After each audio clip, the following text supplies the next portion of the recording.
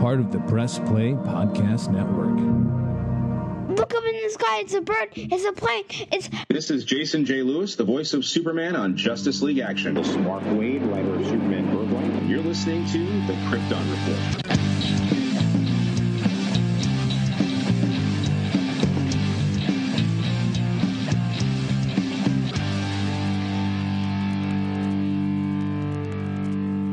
June is fast approaching, and that is not only Superman Day, but it's also the 10th anniversary of Man of Steel. Check out our website on Facebook for the information to join, as we will be updating it, our live Man of Steel rewatch. We'll be streaming, and we'll be making an online party to rewatch Man of Steel. So please add that to your calendar. And remember, look up in the sky. Get ready as Krypton Report prepares for Flash Week. That's right, from Friday to Friday in June, starting the 9th, we will be doing a special 1 episode per day focusing on the Flash. We will have 2 exclusive Patreon episodes that tie into Flash Week. You can sign up for our Patreon for $1. We will have special guests for each episode, so get ready for Flash Week. One thing that I didn't get a chance to really talk about when we did our live reviewing the previous episode of Superman and Lois, because the live is, it was crazy and spontaneous because James came into town and we wanted to record something with us in the same room, which is always a blast, is in the episode we see Clark taking Lois to bed and carrying her. And then as the episode goes on, we see that he puts together a bed for her, and the final shot before the opening title card kind of mirrors the pilot when he finds his mother in her bed. And it looks like, she was also downstairs. It looks like they made a bed for Lois downstairs so she didn't have to go upstairs. And just where he's at in his emotional state with that. And I just wanted to bring that up, and I plan on revisiting the pilot over the summer and maybe even for Superman Day. So I'm recording this in the car because I came to an epiphany. Sometimes you can read a comic book and you like it, but you're just not, there's something off because you're reading the issue by issue and reviewing it, and then you don't go back and read it in trade. Then it takes 2 friends, and I'm calling out you, Grant and Anthony, to review a book, and you see it in a whole new light. And you go back and you read it and you're like, I get it now, reading it in one sitting. That's why I really believe in trade. That's why I'm talking about Superman Look Up in the Sky, or Up in the Sky. The one that was part of the Walmart deal with Tom Taylor. When it came out, we talked about it issue by issue.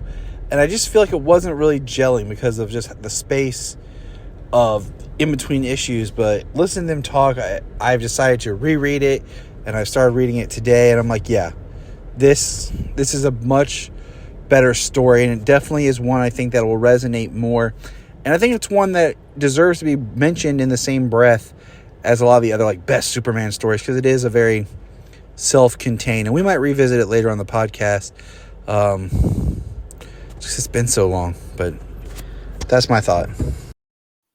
Welcome to the Krypton Report podcast. I am your host, Tyler, the Superman of Blue, and with me, as always, the Man of Steel himself, James Cole, the Superman of Red, which kind of bums me out because last week was so awesome. We were in the same room, and now we're back to good old talking on the internet. Hi, James. Yep. Hey, Tyler. How's it going? I would say it's awesome, but, can't really top last week. We had our live show and us in the same room, and it was crazy. It was fun, but it was crazy. It was a great weekend. We had an amazing time. So being apart, it's hard. It's hard for us out here on the streets, apart. Right. But we got some DC stuff to talk about, so we're going to kind of jump on in. One thing that kind of, I had as epiphany last week that I was like, there's all kinds of new promo material going out for the Flash. There's little 16-second trailer shorts that's popping up all over Twitter. All over YouTube. I saw a 10 or 12 second Supergirl focused little teaser or little spot as one of the ads before I think in between one of my segments of watching the CrossFit semifinals this weekend. Sayla sneaking her cat upstairs. What do you call it? They did one with the director talking about Batman and having, Michael Keaton back and just that thing. And they did one, like I saw, was, talking about, of course, the Flash's big thing is his mom. And thinking, why isn't this marketed as like a Mother's Day film? The story is about a man who loves his mom and tries to save his mom and his love for his mother. Yeah, who changed the universe and threatens all existence because of his love for his mother. They marketed and sold Man of Steel as like a good Father's Day film. Why not The Flash as Mother's Day? So I got thinking about that, but also it's actually coming out closer to Father's Day than Mother's Day. I know. I feel like his father just goes to jail. Right. I sent you pictures they released, and I really hope I can find this, like their concession bundle, like little toppers for drinks, and one's Keaton Batman, the other is the Flash for like cups, Flash cups and everything in this at the theaters and stuff. And I'm like, that's cool. Like my plan is to try to go see this movie at least twice in theaters and go to a different theater each time. See if I can find cool merchandise stuff like that we don't always get at our AMC. So that is something that I am going to seek out because I'm excited for this movie. I mean, I'm be honest, like I'm pumped. It's almost like a Trinity film. In a way. You have Supergirl as like the Superman / Wonder Woman. You have Flash as like the Superman-esque character, and then you have Batman as Batman. So right. I mean, I wish I could go see the early screening, but yeah, I promise I won't say anything. I'll just be like, James, see the Flash. Oh, I intend to. There are no AMCs near me. That bums me out. I know you got Cinemark. So I'm going to try to see AMC, and then I'm going to try to go to Cinemark because that's the only chains that are close. There used to be another chain, but I think it sold out and went to a Cinemark. But it's like an hour away. Oh, I can't even remember what it was before. Then it was Rave.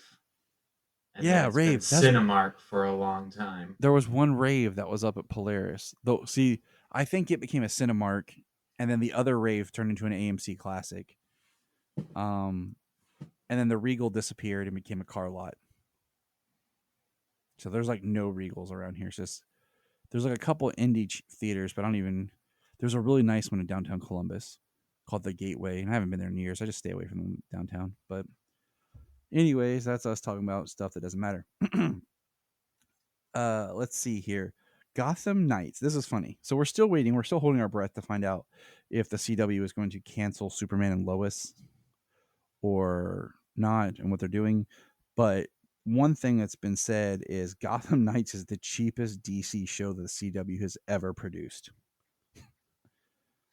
And I'm just kind of like, well, I mean, I've watched 4 episodes. There's not a whole lot of action. No one's wearing any cool suits. So yeah, I guess that makes sense. Yes. Yeah. I mean, they're not even wearing the cool leather jackets that they used to wear on Smallville. Yeah. I mean, at least Smallville had like their own style. Like everyone wears like these cool hoodie looking things, Here they're just like, I'm Turner. I carry a sword. I'm Carrie Kelly. I just have green goggles. Yeah. It's kind of a bummer, but it just kind of cracked me up. I'm like, of course it's the cheapest thing you've ever produced. Let's see. And then talking about, we're going to get into some Titan stuff here in a minute because we love Superboy. But I guess there was talk at one point they were going to actually do a Red Hood spinoff series. Did you see that? Oh, no. Yeah. Red Hood spinoff. Well, I mean, they gave him somewhat of a little bit of a redemption arc. Yeah, they gave him his episode. I mean, they gave him a little bit of a redemption at the end of season 3, and then they, weaved it into this. And yeah, It's kind of a bummer, but okay. So I'm trying not to follow like too much of like the rumor hype train on stuff for Superman Legacy. Um, I have mentioned before how excited I am about the. I'm excited for the movie period just because it's Superman on the big screen again, so it means more spectacle for Superman. Um, and me and Solomon filmed a little video that's a minute long that's on our YouTube and Facebook page and Twitter. About we're starting a savings box for Superman Legacy. Yeah, I seen that. I loved it. I'm like, because I'm thinking about like I was telling Jania when Superman Returns came out, like I bought a bunch of stuff and some of that stuff got lost thanks to an ex fiance. She was an evil person. So glad I missed that bullet. She was pure kryptonite. That's what I say. She was like, who did Clark like in the comics that he thought he liked but was pure bad for him? Anyway, that's who that was. Mhm. And so I lost some of the stuff I had bought, but I was like, at the time when Superman Returns comes out, I was working full time. I was just turned 21. I was preparing to go to I was doing, college, and I was working, but I was also still living at home. So I had, some money to spend. So I bought stuff. And then Man of Steel comes and, things are a little bit different, but I didn't have my kids yet, so I bought merchandise and stuff. But now I'm like, man, my kids are here. I want to buy a bunch of merchandise. My kids are going to want merchandise too, and I'm going to buy a bunch of merchandise for them. Got 2 years, better start saving up. Heck yeah! I mean, heck, with the way that inflation's going, I mean, you might just be able to afford a couple of things when we get there, when the merchandise comes out. Because I'm be like, hey, our tax return this year? Legacy. Yeah, right. Superman Legacy merch. We're just going to dedicate a wing to the house. But the merch prospect is exciting, and I say that just because I love the feeling of I could just walk into Target or walk into Walmart, grab a Superman shirt off the rack, see like any Superman stuff. It's like DC in general has dwindled so far of being able to find anything in a store if it's not Batman, and that just makes me sad. So, but yeah. So that's all the news I got. You got any talk about comics real quick, James? I'll let you lead. Finish up where we did Action 1054. Okay, yeah, I can definitely do that. So we've got the next story in the let's see, what's the name of the story here? Here we go. Home Again, Part 4. Of the Dan Jurgens backup story here, where John and Gleanna, maybe they escape from that ship that was trying to captured them, crashed on Earth, and John rescues her. Like the ship's crashed and on fire, and he sticks his arms in, burns his arms to save her. He's a good kid. Yeah. She uses some time powers. She says, remember when I was trying to destroy the ship's tracking system? I did it by speeding up its process of decay, almost like pushing it forward in time. She can manipulate it both ways, and she can take his damaged hands back to before the damage and the pain. So she heals him. She tells him a story of her family, using up the resources of Pluton's resources, her planet, depleted their resources a couple of decades ago, generations ago, and the planet was dying, and the people revolted, saying that their love turned to hate because they were hungry. The rebels took charge of the Killamex and put my parents on trial, accusing the royal family of plundering Plune. Their sentence, of course, was death. She's been hunted by the death squads. She's looking for Superman to help save her planet. And John says, well, if it has anything to do with helping others, he'll do it, saying that his dad will help. Superman and Lois are looking for John. They go to his clubhouse, Mhm. which is destroyed. Poor clubhouse. Yeah, pretty wrecked. It was a dope clubhouse. Yeah. John had told her that his dad listens for his voice, so he would be able to hear him across the world, and he would come running. And the moment he hears him calling to his dad, Doombreaker attacks with his 4 arms and his wings. Still not 100% sold on Doombreaker as a name, but Yeah, and not quite yet. Kind of wondering what the idea is, where Doombreaker is going. You know, yeah. I mean, Doomsday is kind of a cool character, but it's, I mean, it's kind of hard. It's kind of like Bane. You know, Bane's biggest thing was when he broke Batman, and that was his appearance. So, kind of the same thing with Doomsday. His biggest thing was killing Superman, and how do you get past that? Yep. So John and the princess are waiting. A Killamech shows up. Says, "You cannot escape. You will stand trial." And he says, "We can take him." And she says, "Simple boy, how is it possible that you haven't realized? The Killamech takes my orders." He what? "The charade is over, Killamech. Put the boy in stasis." It's, "What are you doing?" "What I've had in mind from the beginning, child. Doing what's necessary to make sure your father, the Kryptonian, does whatever I command." So clearly, she's a bad guy. And she's trying to use John as a ransom instrument to make Superman do whatever she wants, which is probably subjugate her people. Probably. Yeah. That Since was a they nice stood against her family. Surprise. Yeah, I always thought she was too, like, her story just sounded like it was too much. It was designed to make a kid trust you. Yeah. You know what I mean? Yep. Not sure what the word is for that, but yeah, poor John, smitten. Just wanted to be a good dude, help out. Yep. Women are evil. Bro. Yeah. JK. We know this. JK. We know. And then we got the Steelworks. Yes, and then we have Steelworks. Steel, Engineer of Tomorrow, Part 1. John Henry Irons is in a fight with Amalgam.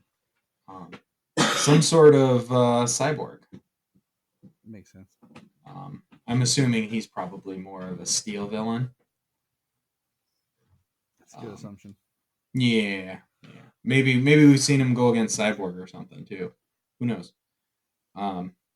But big old knockdown fight, and John gets major German suplex onto the back of his head, and he's unconscious. And Natalie is trying to get in touch with him over comms, and John kind of has you get to see John throughout his origin, where he quits because the corporations were using his designs to make weapons, and he wasn't about that. He got into construction. Superman saved his life. He picked up the steel suit. He made the steel suit after Superman died. Superman. This is a really cool interaction here. I'm not sure if this is something in the book when they meet, or if this is kind of just a new interaction written. But a lot of people tried to fill my shoes, claim they were me, but not you. 'Cause I'm not you. I'm just a man you saved at a work site. You told me I'd do the same if I could, and now I can. And that's why you have my blessing, John. My S stands for hope. But one day you'll have to figure out what it means for you. You know you didn't have to remove your helmet, right? X-ray vision, right? So yeah, it's nice. It says, "Wake up, John. You forged a new path not bound by corporate greed, but one that beats for the need of people. You are built for this. And John regains consciousness. His suit comes back online, and he is talking with Nat. He starts back in again against Amalgam, and he takes him down. And then Nat says that John can't, even at max speed, you won't make it in time. He says he's on his way. There's no way, John Henry Irons, Mister. If you're really if you're early, you're on time, and if you're on time, you're late. Is going to make it on time. He says you're right, but Steel can. It's like no way, and so John lands at the Steelworks press conference just in time. Comes through the ceiling and it repairs itself, which is pretty sweet. It is very sweet. And he unsuits himself in front of the press conference. I'm Dr. John Henry Irons, engineer and CEO of Steelworks. I'm also the hero known as Steel. I say hero because there's nothing super about me. I'm just a man, and like many of you, my life was saved by Superman, a debt none of us can ever truly repay, but we can try. That's why I'm here. It's why we're all here, to help where we can, to pick up the pieces and hammer them back into place, welding them together stronger than they've ever been before. I know a lot of corporations have made you promises, but you also know I quit the private sector to use my hands to build up the city we know and love. Now I need your help. We need to build together. Steelworks and the S on my chest stand for truth. And with your help, we can build the city of tomorrow. And just like we trusted in American Steel, you can trust in John Henry Irons.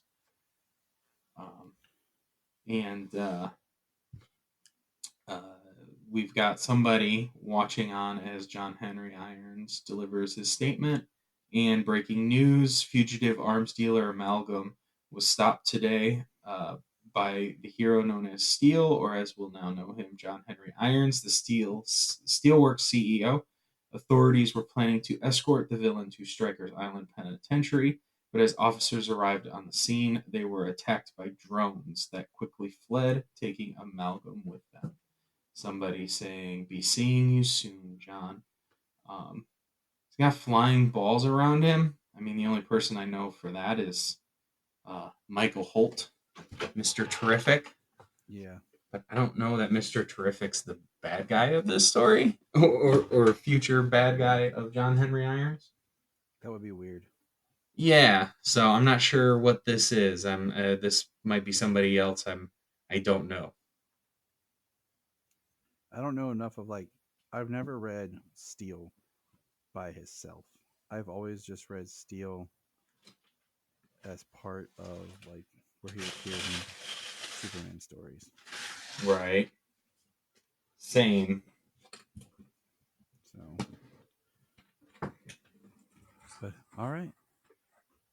So that is the rest of the stories from Action Comics 1054. That James. I am looking. Yes, that I did not finish. I have now. I am looking forward to the Steelworks book that comes out. I'm looking forward to John Henry's new book. Yeah, I am too. All right. So next we have Superman number 4, correct? Superman or Superboy? Yeah, let's do Superman number 4. And then we'll do the Superboy Man of Tomorrow. Okay. So Superman Dawn of DC. Dawn of DC. I was say Deceased actually just ended. I like this cover because it's reminiscent of Doomsday, but it says cut down by the kryptonite claw. And having just read a book that involved Metallo with multiple forms of kryptonite, this was really cool looking. Oh, interesting. But the book opens, and I love these, the way the panel grid is and this artwork. And it's this I didn't recognize who it was at first. And we have Pop-Tarts, the most important thing, popping up. Oh, yeah, And Breakfast of Champions. we have a woman talking, and she's yelling at somebody and says, "If you're late again, Lois won't be happy." And then we hear something knocking at the door. She opens the door, and it's Dr. Farm looking all weird with people that look like giant pills for heads. And Yeah. says, "Good morning," or is it top of the morning, tell ya? And it's too early for you, that creep. And basically, we find out that she transforms and it's Silver Banshee. And then he pulls out this kryptonite claw, something, and it turns her back into Siobhan.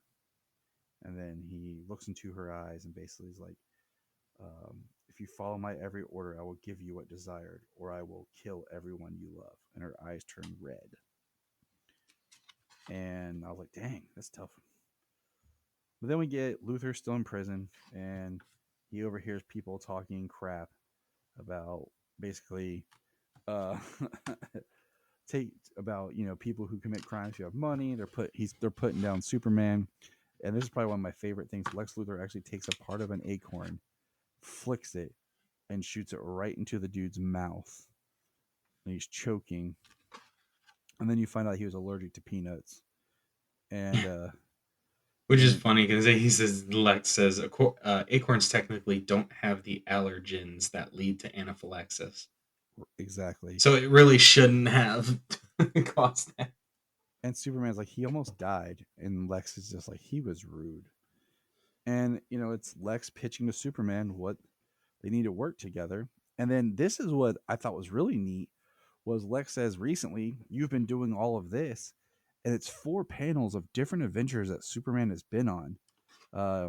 Brokered peace between the 2 kingdoms that have been at war for centuries. Found the sword of Imperiex. Solved a 100-year-old alien murder mystery. And helped the world on scales big and small. And Yeah, it looked like he was working with Ray Palmer and I'm guessing probably Ryan Choi. Yeah. Two atoms. And Superman is shrunken as well. And then with a special suit, which looks pretty cool. We get him asking Lex to tell him about, these Dr. Farm and Graft. And then Lex goes into kind of his origin story of him being a hero when he first arrived with a full head of hair, I might add. And he arrives in Metropolis looking all creepy. And this is, young Lex. I'd say, how old do you think Lex would be here? 18, 19? I mean, it kind of depends, Lex is very intelligent. What was his schooling like beyond high school? And is this Birthright Lex kind of, who comes from Smallville? I guess, because he talks about, leaving behind. Mm-hmm. And so that's what I definitely figured early 20s at, no older than 24, 25 probably. And then we find that he's noticing people talking about the missing homeless. He tracks down, finds Dr. Farm at the time, and basically takes him on with his own, says, you give science a bad name, and basically takes him on using his tech, finds where they have all these people locked up they're experimenting on. And he talks about the old Metropolis that he helped build the new Metropolis on top of. And Superman doesn't believe it. He's like, you're lying. And Lex is like, no, I'm certainly not. And you're so stubborn that you believe you're the only hero Metropolis ever had. Basically talks Superman into going to find out. Superman goes, finds these old ruins of this lab, and basically Lex Luthor pulls a Admiral Akbar. It's a trap. And what happens now? Superman's fighting Silver Banshee. And then we cut to Lois and Jimmy together. And Lois asks him if he's ever heard the legend of Marilyn Moonlight. And then he's kind of like seeing the story of Marilyn Moonlight. Save the theatrics for your girlfriend, Jimmy. And then all of a sudden, boom, Silver Banshee pops up fighting Superman. And Superman is trying to get her to stop. And he says, Silver Banshee, we need to get you to Supercorp ASAP. Please don't make me use force. You see Jimmy yelling, Superman, stop. I'm fine, Jim. You need to get out of here. No, you can't hurt her. And the final page is, I love her. And it's Jimmy in front of Silver Banshee. So I fell in love with a supervillain, which makes sense from the beginning. Why she would be talking to somebody who would be meeting Lois Lane, Right. which I wasn't sure who was talking about, and then at the end I was like, oh, that makes sense. I was like, did what's she been up to? My first thought was like, did she get a job at the Daily Planet? Like, did I didn't remember? Like, I was like sitting here like, okay. And then what do you think about Jimmy's haircut style? The way they draw his hair is kind of funny. Like, yeah, I mean, it's a more modern hairstyle. I know, with a short sides and real long up top. I like it. Yeah, it's it's a modern hairstyle, but he's still got that classic look. He's still got his suit and his bow tie. So here, I'm gonna ask you this quick question on the. But he doesn't look like this dork that they used to draw. Yeah. I'm gonna ask you this question. There's been no prep for this, people. I'm gonna ask James right here on the spot. And there's, I will. Oh Lord. I will go with any opinion that James has. He's entitled to his own thoughts. Who do you think's the best Jimmy Olsen in live action? Oh, well, dang. He's like, crap, Tyler. I know, right? You don't prep me enough for stuff. Surprise. I like a bunch of them. You know what I mean? You get to pick one. I know. I'll give you two. I'll allow you to have two. Okay. Well, I mean, I've got a soft spot for the actor who plays him in Superman Returns. Sam Huntington. Sam Huntington, yes, I like him. I do too. I really like him. I think he was able to pull off a modern classic Jimmy. Yeah, exactly that. Yeah. So that's definitely one, and I mean, just out of memory, I always liked the Jimmy from Lois and Clark. The second one. Justin Whalen. Brian and I have that's from memory. I would go with Smallville, but it's not Jimmy Olsen. It's Henry James Olsen. Exactly. So as a technicality, HJ, that's what I call him, HJ. Gotcha. I really think that Jack Larson, Jimmy from The Adventures of Superman with George Reeves, is still probably the best Jimmy. I think Justin Whalen was cool, but he was a little too cool. So was Michael, can't remember his last name on top of my head at the moment, who played Jimmy Olsen season 1. I think Sam Huntington could have been great.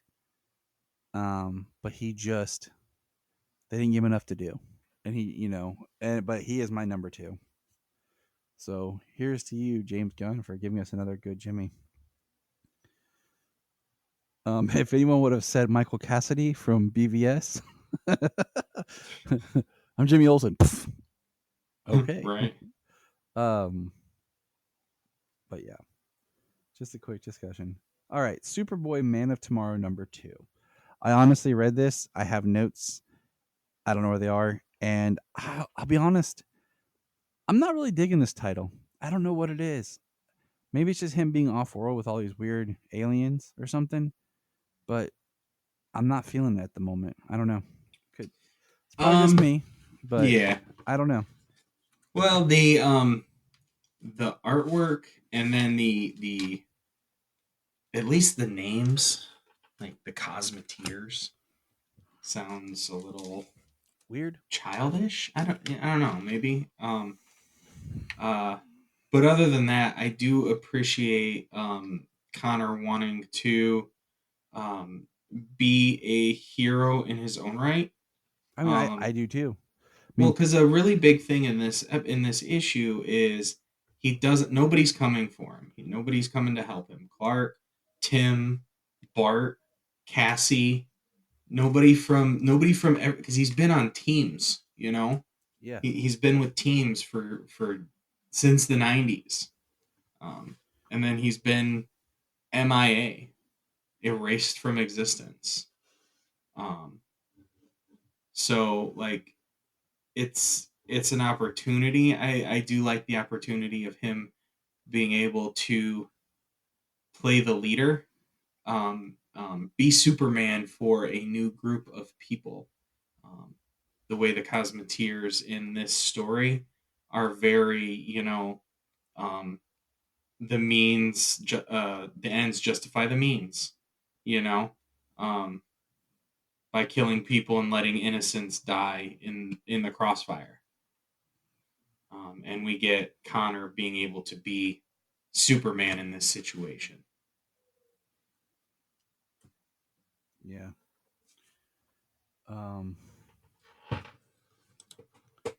Like I said, I like the idea, like everything you said, but just something about the book is just not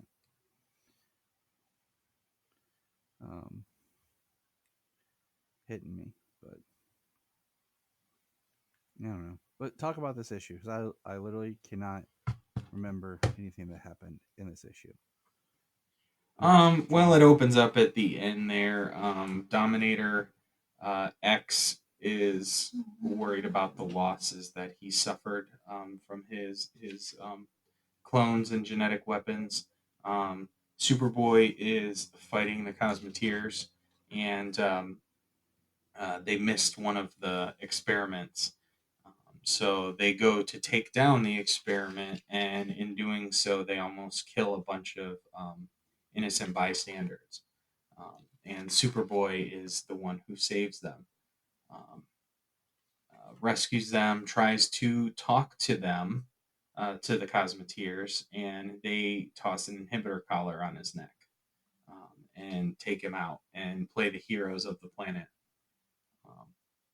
During his time unconscious, they researched him. They come to speak with him, try to talk to him. Says that his story checks out, that he's from Earth, and they give him their backstory about being creations of Dominator X. That they're Daxamite, Amaskian, and Zardian.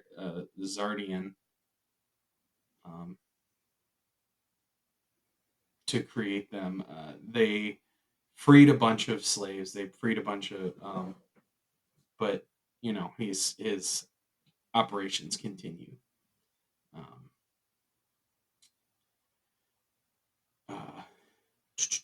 Let's see. You're mad at how you were created. Believe me, no one gets that more than I do. But you can't go in guns blazing like that. Innocent people are going to get hurt. Let me help you stop and think this through. He's like, no, can't do. He says, you don't have to become monsters to stop monsters. Let's talk about this before you storm the Nightmare's castle. He says, you'd think I'd leave this door open for debate. He says, I hate to break it to you, Superboy. We're already doing it. They're already on the attack, going after Dominator X and the rest of his weapons and his clones. Superboy uses the plasma gate, maybe, what's keeping him inside of his cell, to destroy his inhibitor collar. As the Cosmeteers are rescuing clones, one of the weapons attacks them, and it's a very powerful weapon. Says, we need to get them to the ship. How long can you hold him off? He says, I can't. This guy's growing body parts faster than I can blow them away. The Khund general, the Khund leader, is very unhappy with his order not being filled. Superboy gets his collar off, and he heads on in. one of the Cosmeteers, I believe his name is Trav, gets his arm ripped off, and Superboy shows up in the nick of time, because they're all getting taken down. They're all getting attacked by, getting beat by this creature. He says, "I'm only going to say this once. You all want to live through this. You listen to me." This is where he gets to take charge. Says we can't kill him, but we can put him on ice. So they use all their powers and put him into a containment tube and freeze him. As they are trying to escape, the Coons are following them, and they say that their ship doesn't have shields to take hits from the Coon ship that's chasing them. And Connor says, "Want to bet?" And it ends. Connor is out on the ship using his powers, his strength, and his tactile telekinesis to. I think that's one thing. Like, I don't like the tactile telekinesis. Like, I know that this is Connor's been like a weird character where they've kind of tweaked here and there. I just prefer like where he has Superman's powers, but like a less degree. You know, I don't like the tactile telekinesis for Connor because it's just one of those things. Like, where does that come from? Like, you know, like where is this weird Kryptonian power type thing coming from? It's not in Lex's genes, you know. It's not by any other Kryptonian unless you start giving Kryptonians tactile. Dang it!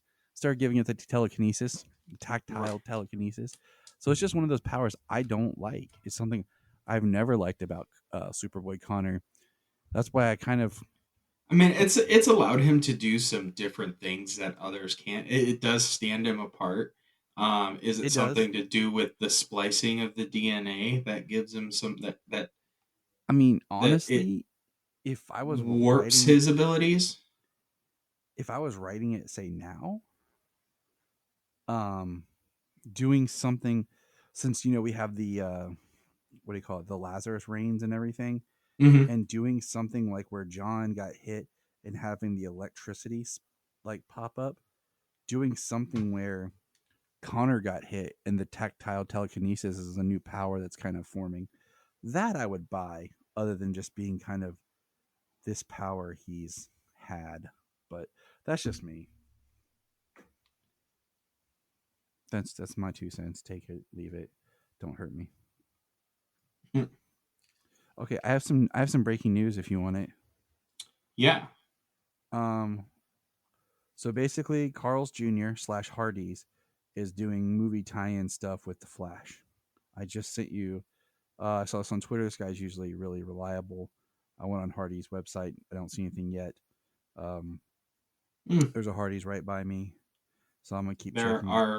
There are none here. I know that they did something with Man of Steel back when Man of Steel came out, so it's interesting why not like Burger King, but Burger King right now is doing Spider-Verse. So something that's a little more widespread, maybe, you know? Yeah, exactly. I mean, Hardee's and Carl's Jr.'s are all over the country, but they're not everywhere. Like, whatever happened to the good old days of Taco Bell and Warner Brothers? You know, like, it's so funny. Quick tangent. Batman 89, Taco Bell. Batman Returns, McDonald's. Batman Forever, McDonald's. Batman and Robin, Taco Bell. So, you know, I'm just saying that there's some history there. Let's get back to the bell, man. That would have been perfect, but whatever. Yeah, no, I've never even seen a Hardee's or a Carl's Jr., I don't think. Carl's Jr. is all out west. I had to take pictures of one when I was in San Francisco just to show my kids. You know, it's like they use the same logos and everything, just the names are different. I don't know. I don't remember why that is. But all right, so we got our comics done. Yay. We were going to start the Ruby Spears series, but they're not on Tubi anymore, and I haven't even looked on YouTube, to be honest. I don't know why I didn't think about that, but you know. But James, we did get a hold of him. James is going to watch them, so you know, one more week, big deal. Woo! Not, but we were Yeah, planning on I gotta pull them from you. I was able to, secure them for James because I do have them. Um, but yeah, I never thought about looking on YouTube. I don't know why. Maybe because I have too much going on. But now we're going to talk season 4. So not only has season 4 ended, but the show has ended in general. Titans is over. Titans being the DC's team, but also relating to this podcast, Superboy, which we talk about. So we're going to talk about Titans and kind of the series as a whole, the last, arc, and spoil the crap out of it. We're not going to do like an episode by episode breakdown. It's just going to be kind of an open discussion. So if you don't want to join for that, this is a great time to just jump off. If you do want to talk some Titans, here we go. Titans. So when Titans came back about a month ago, maybe a little bit more, it dropped 2 episodes. Just over a month. And we watched those 2 episodes. Janine and I did. And I'll tell you, like, I messaged you, like, you could have combined this to 1 episode. I feel like I was wasting so much time. And then we got an episode. I'm trying to remember because Janine and I ended up watching 2 back to back because I was gone when 1 came out. So, we got 2 episodes that were poo poo. I watched all 6 of them this week. There was poopay, as Jamie Tartt would say. And then the Beast Boy episode, which is probably the best episode of the entire season. So let's start there. What do you think of the Beast Boy episode? I mean, I don't know about the best. It was pretty good. I mean, come on. You got the I mean, it was definitely the best of the first 3. I mean, yeah. I mean, that's like saying me standing here talking was the best of the first 3. Yeah. But I mean, come on. Like, you got him transforming into different animals. Yeah, that was sick. I was so happy that finally he got to transform like he should. From one animal to the next. I can't remember. Okay. I thought it was Wannabeast, but he's actually connected to Wannabeast. He's a different it starts with, it's not Primal Beast or something like that. It's something like that. The character, he's like Wannabeast. Who's in it? Talking about the Red. We should just title this episode "The Red" and then had Chevelle playing. I loved it though. That guy is from Mike and Molly. Oh, so nice. It was just really great seeing him, the episode or the actor specific. And then it was interesting because they did, like, Beast Boy got to meet at the end of the episode the Doom Patrol cyborg, which was weird and cool at the same time because, like, you and I talked about, like, the Doom Patrol show is on a different Earth than Titans is, and we haven't really touched base with the Doom Patrol since season 1, and Cyborg wasn't there. But we know that this Earth's chief was a really bad dude, and we learned that more, that he's the one that released the virus that killed Beast Boy's parents, and then he turned around and saved Beast Boy. Like, I think that was, like, really heavy to get without really ever getting to go anywhere with it. Yeah. I mean, honestly, it's more of just a callback to how bad Niles was, so that way, like, before it's over, Gar got to get that knowledge like the rest of the Doom Patrol did. Yeah. Even though we didn't really see this Doom Patrol's journey. We haven't, like I said, we haven't touched base with him since season 1. But I thought it was interesting. All the little cameos showing Beast Boy traveling the multiverse in the Red.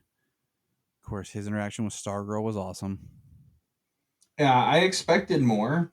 So after it was over, I was like, "Oh wow, that's all." I was like, "That's pretty cool," but wow, I expected more.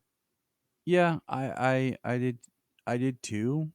I wasn't sure how they were gonna do the crossover, but I did expect more. But it still worked. I'm not mad about it. It was nice.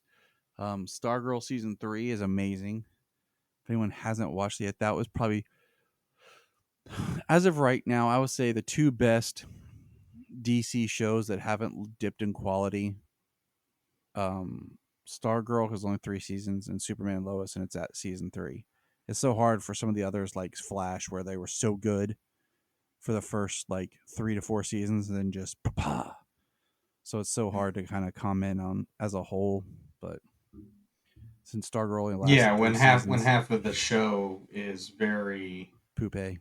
When half of the entire series is filler, you know, and is full of dramatic irony just to create, just to give the illusion of stakes, you know, it falls short really fast. And I'm surprised they were able to make so many shows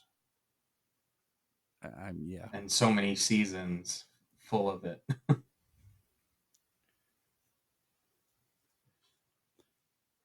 I liked just, having Garby up front. I feel like he's gotten the short end of the stick with everything. And then, of course, Yeah, for the whole series. The Grant Morrison cameo was pretty awesome. I love that one. I was like, oh, look, the creator of the multiverse. It was well, maybe not the creator of the multiverse, but like it's architect with the multiversity and the map and all that stuff. Yeah. And I think it was a callback to another comic he did, an Animal Man, I think. I think so. Crap, I totally lost my thought. There was a lot more things I noticed if you turn on the captions of just the voiceover cameos that appear in it. But I love that he got to see Teen Titans Go, Beast Boy. Yeah, he got to see Greg Sipes, Beast Boy. There was Grant Gustin from The Flash. There was. Oh, you have to have the Flash, like. Oh yeah. There was Swamp Thing, of course. Teen Titans Go. Shazam. And you saw Shazam. Yep. And then there was some voiceover stuff. Something.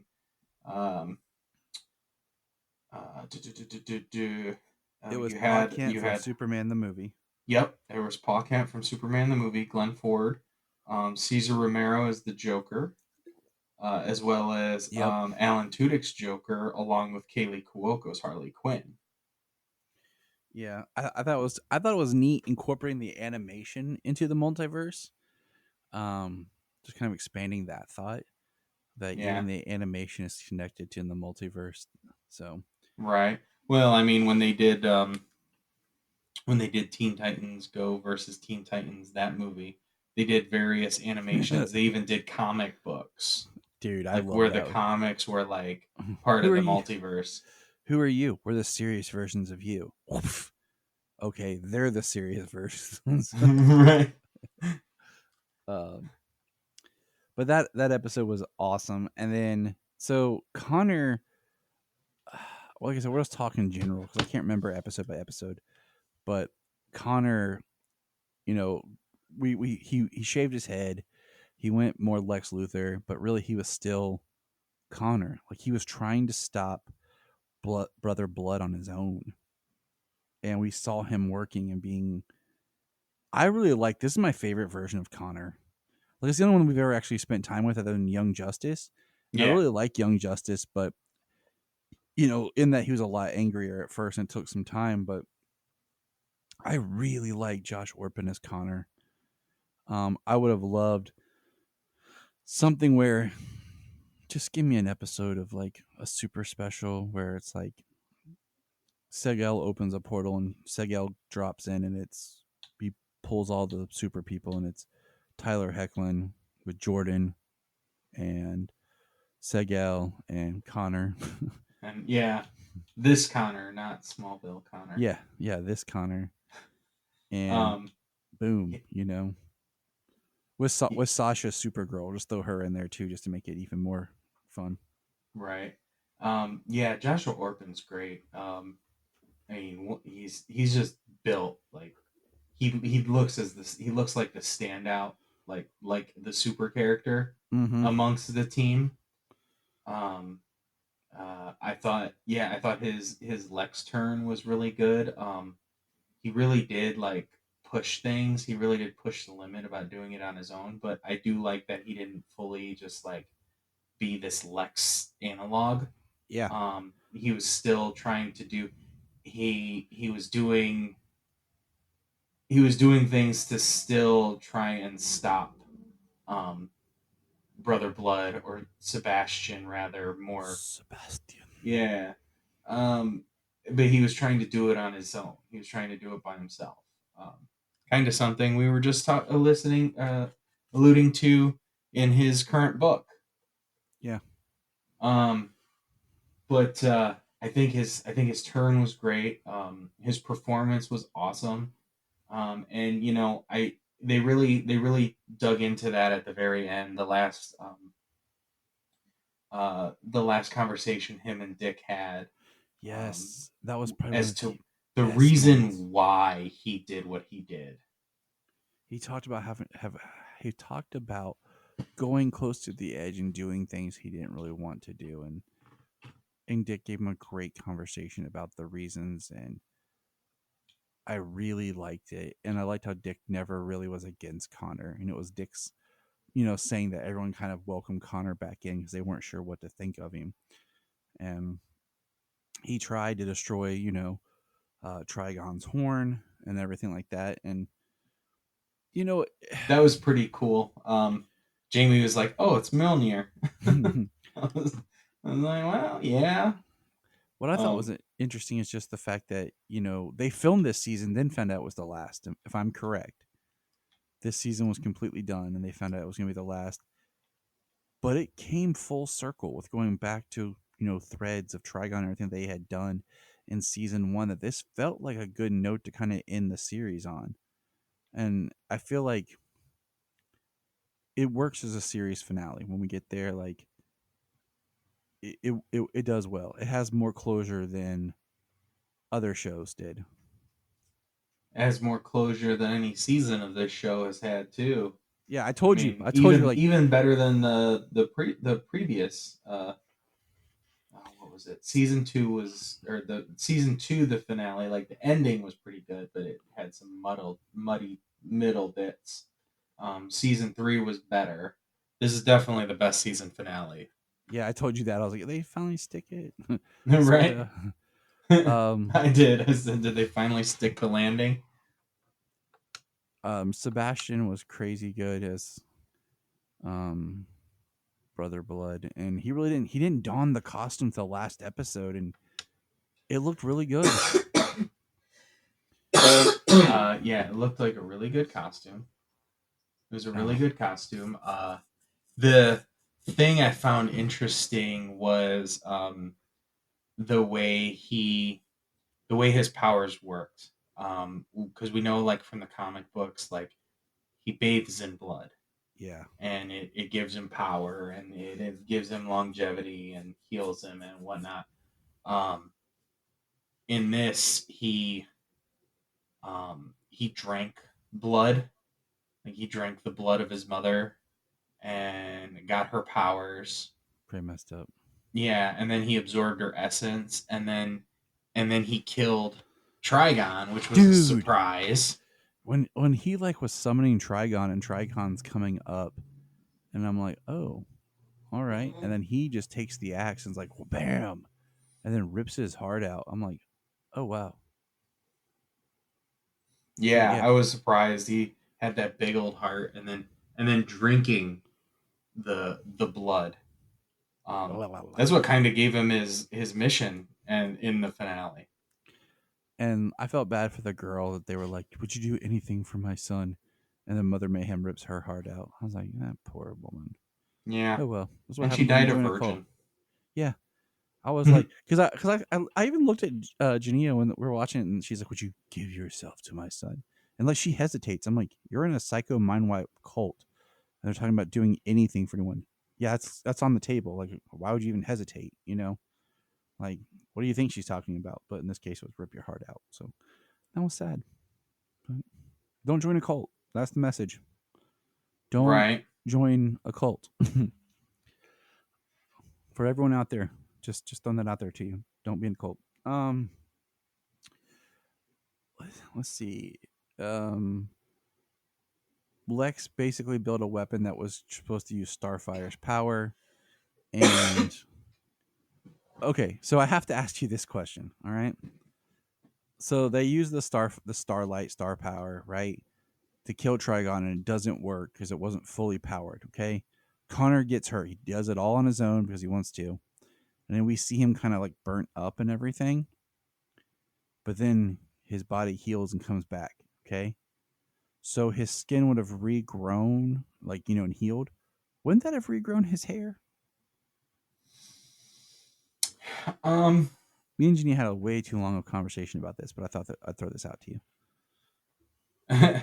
I don't really see that it like, well, because it was like his body was just like in a slowed down state, like we seen Superman in the past, where like his body goes into a hibernation state so he can start to recover. Kind of that Kryptonian thing. Yeah. So I didn't really see it as like his hair would regrow back, like repairing his skin. It's like every time that Clark has no powers and he gets hurt and damaged, like burns on his skin or whatever, is for instance like this. And then his powers return and they just start to heal, go back to normal. Like, you know what I'm saying? Yeah. So I don't feel that it would regrow his hair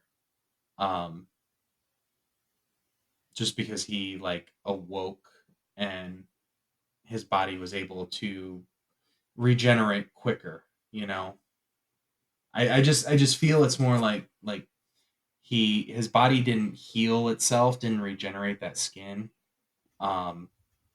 because it was just trying to keep him alive. And then once he was alive and was able to awaken, like his body is able to absorb more of that solar radiation and heal itself. Okay, works for me. That's how I look at it, I guess. So at the end of the final episode, I wanted okay, so they defeat Brother Blood. Of course they do. They're the Titans. Of course they do. And poor Sebastian, his life sucked. And they have this like scene that shows them at Christmas. It was weird because it kind of felt so out of place. I was trying to figure out, is this a flash forward? Is this a could be scene? Like, but I guess it's like a glimpse into their future or something. I don't know. It was cool, but it felt interesting. The thing, what happened there, to me, I felt like maybe it was like their last Christmas. Like their last Christmas together. Don't do it, James. Don't do it. Don't What? sing it. Oh, I'm not singing nothing. Good. Okay. It just is. Yeah, that's what it looked like. Maybe it was like their last Christmas together when everybody was like in a happy place and they were celebrating the holiday together and they were talking about it with each other. That's what I feel like. It was just like the last best memory they had as a group together. That's what it appeared to me, because they cut right to that. We had that little thing, and then they cut back to everybody looking at the sky, mourning her sacrifice. Okay. All right. So the last episodes is where we finally get Tim Drake in his Robin costume, and he gets sent to Gotham. That was the second to last episode, right? Yeah, I think so. Because I watched them back to back. That's why I'm not 100% sure, because the penultimate is when I was gone, and then I came back, and Ginny and I just watched them back to back. So that's why I'm kind of like trying to remember which one was which. But Tim gets his costume, and he goes out and fights, and his Robin costume looks awesome. And it does. It looks so good. And then he's out fighting, and then he gets kind of saved, helped from Jason. Jason shows up, and it was really cool because I almost would have liked an entire episode of just Jason and Tim, because I feel like when he did his little thing with Jason, he got more training out of it than he ever did with Dick. Like the whole time, I'm like, you can't just put Tim out there. Like he's not ready to be Robin. Like look at all Yeah. and there's no Batman, so now it's like Nightwing and Robin, I guess. But I was like, okay, but I liked seeing him working with Jason, Red Hood, and everything. I would have liked maybe one final shot of like Robin, Red Hood, and Nightwing together. Right. Just kind of the three. Right. Yeah, absolutely. I mean, if nothing else, this show gave us 3 versions of Robin, and we've really been lacking live action Robin. I mean, when you think about it, it's been 80 some years and we've only gotten 3 live action Dick Graysons, right? Yep. Yeah. No, Yep. 4. Sorry. 4. We got the original from the serial. Well, yeah. You got Burt Ward, then you got Chris O'Donnell, and then you got Brennan Thwaites. Yes, sir. And then you got, your first Jason Todd and your first Tim Drake. So. Which is amazing. Like it's a standout show for nothing less than giving us 3 Robins. With 3 distinctive Robin suits. 3 distinctive Robins, 3 distinctive Robin suits. Their future counterparts, at least Nightwing and Red Hood. I love that Dick says the first time he sees him in the suit, he says, "Well, third time's a charm." Yeah. Being the 3rd Robin, I loved that. That was great. If they would have, and then that what was that? I was gonna say if they went to season 5, they just should have brought Damien in. Right. But continue. Sorry. Be a little shit. More than Jason ever was. Exactly. Yeah, I love that, and I love that shot. They were all suited up right there. Corey, Nightwing, Robin. That shot right there, the suit looks so good. Can I just give them mad and Raven props? looked great in her white. Oh, white Raven. In her all white Raven getup. Yeah, she looked great. I mean, they all had great arcs when you look at it from the first season to now. And Tegan Croft, she has become such a great young actress. Just from season 1 to season 4. Mm-hmm. Yeah, she's developed great. In her acting. I haven't seen her in anything else, but I'd love to. Mad props for not making the Nightwing costume nanotech. Just want to throw that out there, since that's kind of been the default for every superhero. Like, it can get a little annoying after a while. Nanotech everything. Yeah. Mad props for not having the Nightwing costume be nanotech.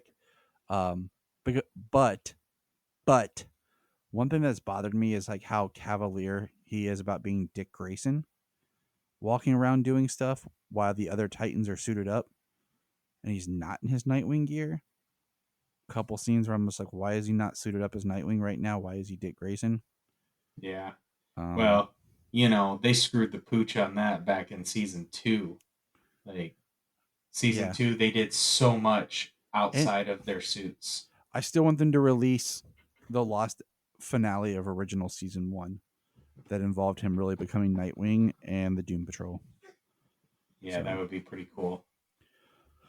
Okay, so let's talk about the coolest shot in the whole flipping thing. With the bright red boots. The bright red boots. They were too red. They were too bright. I looked at but I got so excited. I was like, oh, look at that. And I was like, why does it look like Connor's bowing? But really was him preparing for takeoff. Flight training. And we see Connor fly. And then did you see the little clip like after the credits? Like of him flying. He's got his hair back and he's flying. And he's just smiling like, woo! Like, it's all rough though. It's like before Henry Cavill got the hang of it, like during his flying where he's all like wobbling around. So it was awesome to finally see, like, as much as this show ended in a spot where I'm like, I want more, it did feel like we got some resolution for our characters and a good place where they all split up to go do their own thing. Yeah, and they all seem to have like a happy ending kind of a deal. Dick I will. Grayson and Corey got together. I Some will. people ship them. Yeah, I did not like the music that they ended on. Like I thought that was really lame. For the final shots and stuff. Is that Heaven's Missing an Angel? Yeah, I was like, okay, that's lame. I mean, I think the best ending of any season was the end of season 2, where they're walking down the street and the actual Titans theme starts the, Yeah. and you see Beast Boy run by as a tiger and. Yeah, like one of the best closing shots. I am kind of bummed that we never got a speedster at all on Titans. Wally West was always a big, and like I said before, they had really not done any double casting of heroes across the whole Berlanti projects. And so I kind of, at the time had hoped Impulse, but then they eventually brought him into the Flash. Yet he means nothing in this final season of Flash. Just heads up. So that's Titans. Titans is over. We didn't get a definitive who is Superman. It remains a mystery, just like the whole Superman inside Naomi made no sense. But we never got a. And I'm glad we didn't get a different actor. But I would have loved it if it had just been a cameo by Brandon Routh. Like that would have been perfect. Because yeah, I think they would have been great. Just Joshua Orpin's his physique and his size, his height. The only other one could be that would have worked in that situation would probably have been Brandon Routh. I mean, if you could have got Tom Welling in a suit at the time to do it, but still. But he's got his own Connor. Yeah, but he's got his own Connor. Brandon's that, like, if you go back to the Crisis, like his Superman is out there type thing. And we never really, got a whole lot. But it's just like he is someone that instead of having to recast a Superman or cast someone for like one shot as Superman or a stunt cast like they did here, like you could have just really made it like a huge surprise to just have Brandon step out there for a scene as Superman, because he's already such a Superman to us all in our minds. You see him in that Clark getup or Superman suit, and automatically it's like, yep, he fits. Yeah, like fits the part. You don't have to have any backstory. You don't have to be like, Tyler's doing his own thing, which makes sense. Poor Henry. But just having Brandon step in there would just been such an easy thing for us to feel like, oh my gosh, there's Superman and Superboy. But that's Titans. I do want to throw this out real quick that this week is the end of the Arrowverse Prime, which I think the only thing, like I said, like, Titans technically was part of the Arrowverse because it was Berlanti produced and mentioned on Crisis, it's part of the extended Arrowverse. But it's over now. Doom Patrol will be ending whenever it comes back for the final part of its season. But Flash will end this week, and we will be talking our thoughts on the Flash, but that won't air till in June during a special event that we have coming up. So, but that is our final thoughts here on this lovely, lovely day. Okay, there is one more thing. I have to back up. My bad. Can we just say how sad I am for Titus Welliver?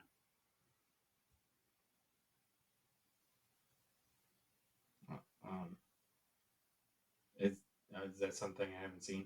No, I mean just the fact he was cast as Lex Luthor for one episode and dies. Oh, Titus Oliver. Gotcha. Yeah, I was like, hold on, like I got lost. It's confused. You're like, what the hell are you talking about, Tyler? No, I just because the whole time he died, like we were like, oh, he's gonna come back, like something's gonna happen. Nah, man, like he was Lex Luthor straight up for an episode and died, and that was it. And like he's a great actor, so I was like, oh wow, like that's it, really? And I loved his part. I loved his turn as Lex. The little bit we got, And that's why it just it blows my mind. Like I just poor dude. So anyways, so that's Titans season 4. Another connected Kryptonian show that has ended. We've lost 3. We have 1 left. So that's kind of cool, though, that we've had it. I enjoyed it. Season 4 was probably one of the best. There's been so much good throughout this show. You know, in my opinion, the good outweighs the questionable choices made. Yeah. For the most part, throughout this in the show as a whole. You know, each season had so much really great stuff and so many great episodes. But then they approached those lines and then they just pulled the reins back because they, I don't know, had to subvert expectations. Or they just suck. Because, I mean, let's not forget that Akiva Goldsman is one of the producers on the show, and he was, you know, the person who wrote Batman and Robin and Batman Forever. So, and he wrote some of the scripts for this show. Well, a little different there, Akiva, but it's all good. Yeah. All right, it's getting late. I think it was probably the rest of the production crew that made the show what it is. Definitely not him. Yeah. From James and I, it's late. Let's get out of here. Remember,